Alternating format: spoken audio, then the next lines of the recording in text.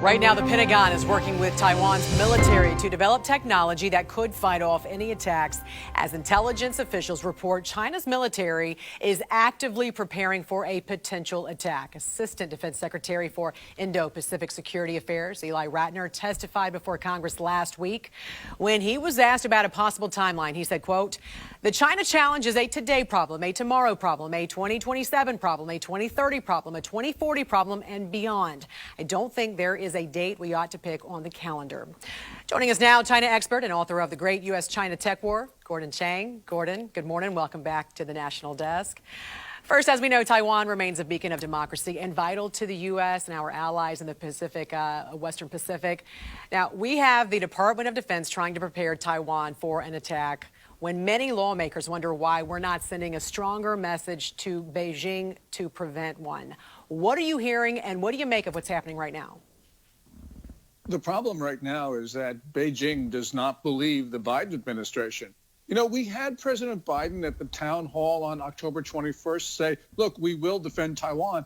But then immediately the White House press secretary, Jen Psaki, the State Department spokesman, Ned Price, and even the Secretary of Defense, Lloyd Austin, walked his comments back. And Beijing looks at that disarray and thinks, oh, boy, we can really take advantage of this. So the problem is, I think the problem it's just a lack of resolution on the part of the White House to actually mean what they say. And Gordon, we just got word this morning, Xi Jinping said to meet with Russian President Vladimir Putin Wednesday. You've long said this is not by chance, that Russia is expected to invade Ukraine early next year. You think this is deliberate, strategic, calculated, and this is all done in accordance with China, so China can also invade Taiwan. What are you keeping a close watch on? Yeah, this is important, Jan, because once you have problem in one part of the world, all of the other parts of the world are going to explode, because you then have Russia, China, North Korea, Pakistan, Iran, Algeria taking advantage of the situation or actually working in direct coordination. But it doesn't really matter, because we will see conflicts spread all over. The way to stop this is for the bad guys, for Xi Jinping, Vladimir Putin, Kim Jong-un, and others to understand that the U.S. will fight. If we do that, we won't have to fight. But if we show this indecision, which has been the hallmark of the Biden administration, then something is going to go wrong. What do you think we can expect to come from their meeting this week? What are we going to hear about it? I'm sure that we're not going to hear very much except some sort of bland comments issued by both sides. But we know that they're up to no good, because they have, over the course of decades, been coordinating their foreign policy, and they've also been coordinating their militaries. So I think that they're talking about how they can test Biden and what he will do in response. So I think some strong words from the president, not contradicted by his subordinates, would go a long way to ensuring peace. I want to ask you about these diplomatic boycotts of the Olympic Winter Games in Beijing, largely symbolic, as we know. But a spokesperson from China's foreign ministry said, quote, "The wrong move of the U.S. has undermined the foundation and atmosphere for China-U.S. sports exchanges and Olympic cooperation. It has shot itself in the foot. The U.S. should understand the grave consequences of its move."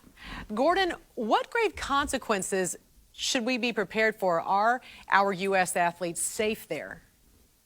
Well, first of all, no athlete is safe. And we know this because of Peng Shuai, the tennis star who has disappeared after her November 2nd posting accusing a former senior leader and his wife of rape. So really, the concern should be of the safety of the athletes. And I think the International Olympic Committee should move the games. A diplomatic boycott is a symbolic move. It's really enraged the Chinese. But we need to do more, because we got to remember that China is committing genocide and other crimes against humanity. These atrocities are comparable to what the Third Reich was doing prior to the mass exterminations of 1941. And so we shouldn't be legitimizing a hostile regime by having the games staged on their soil. And Gordon, I saw this headline this morning that it was just announced Australia and South Korea entered into a $680 million defense agreement, clearly preparing for what could be ahead. China's already blocked Australia, their imports, and they're trying to pose their own economic sanctions for what Australia has said about China and done as well. What direct actions should the U.S. take at this point to show that we too also were taking a firm stance against China? Well, my ultimate goal is to cut trade, investment, technical cooperation.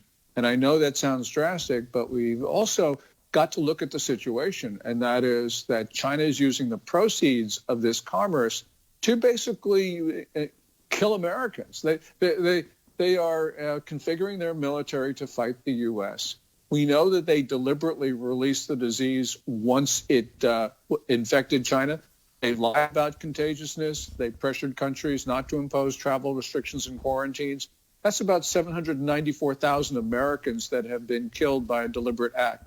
There's the fentanyl sales. You put all that together, we're not defending ourselves. We're not taking adequate measures considering what the Chinese are doing. The Chinese think they're at war. We think, oh, this is just a mere competition, as Biden has said. Biden doesn't understand the gravity of the situation. Gordon Chang, columnist at Newsweek and author of the book, The Great U.S.-China Tech War. We appreciate you joining us this morning here on the National Desk. Always a pleasure. Thank you, Jan.